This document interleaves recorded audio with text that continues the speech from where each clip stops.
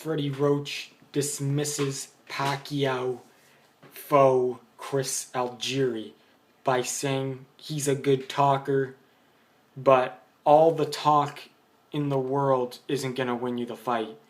Freddie Roach said he's heard enough from the WBO light welterweight champion Chris Algieri, and Chris Algieri, he's 16-1 underdog, and Algieri, though, still very confident guy in winning the fight.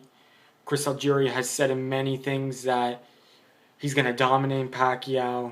He's going to set a wicked pace and control the whole fight. Obviously, if you're a fighter, you're going to be confident, especially if you're an undefeated fighter.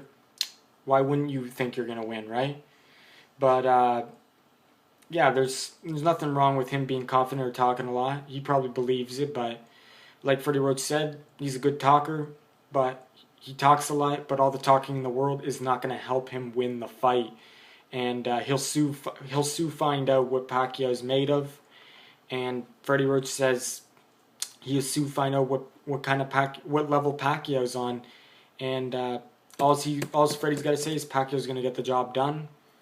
And we could see a late knockout by Pacquiao winning by a late knockout against Algieri, or we could see Pacquiao just winning a UD. So anyway, Freddie Roach isn't concerned about Chris Algieri.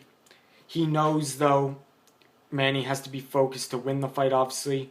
Freddie Roach did admit he has a good jab, but if Pacquiao is prepared, for this fight, then there's no reason why he's not going to dominate Chris Algieri.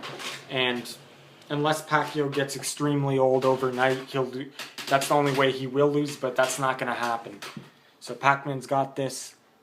And let me know what you guys think about Freddie Roach's confidence.